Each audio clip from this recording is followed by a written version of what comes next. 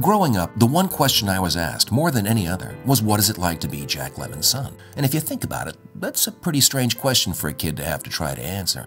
I could be honest and say I loved my father very much, but that's not going to cut it. People wanted more. I could try to dig a little bit deeper and say, okay, it was pretty strange spending most of my childhood identified as an object, not a person. You're Jack Lemmon's son? He is my absolute favorite. George, come over here. You're not going to believe who this is. This is Jack Lemmon's son. What did you say your name was again, dear? Oh, well, that doesn't matter. You just tell your daddy we love him. But honestly, that answer didn't really cut the mustard either, and the whole Jack Lemmon's son thing went, well, pretty much unanswered. So that's why it gives me great pleasure to try to do three things. Keep this terrific guy's memory alive. Share with you a side of him that really only I knew. And, of course, try to answer that perennial question. What was it like? Walter's eyes start to flutter open, and my father says to him, he says, Walter, are you comfortable? Walter looks up at him and says, I make a living.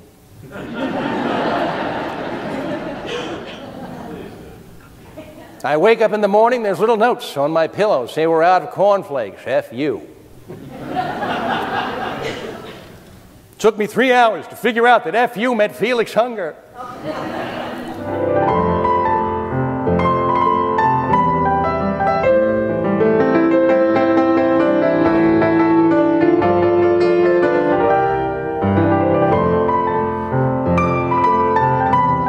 Personality traits that he embodied that made him so delightful came from Gigi. She called herself, short for gorgeous grandma. This was a woman who actually had it written in her will that when she died she wanted to be cremated, her ashes placed in an urn, said urn to be placed on the bar at the Ritz-Carlton Hotel.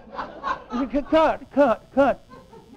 Oh my goodness, Jackie, look at you go. Well, isn't that Ducky? You're marvelous, dear boy. I'll tell you what, could you do me a favor and just give me a little bit less? Finally, my father couldn't take anymore. He turns to me and goes, George, if I give you any less, I won't be acting. To which Cukor said, exactly.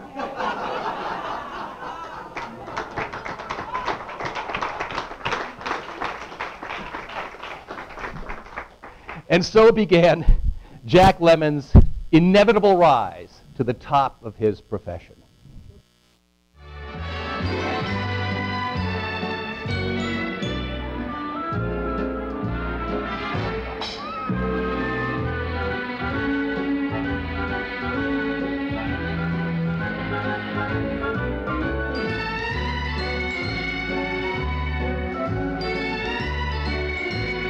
In the end, it was music that became the glue that bound us together again, against all odds.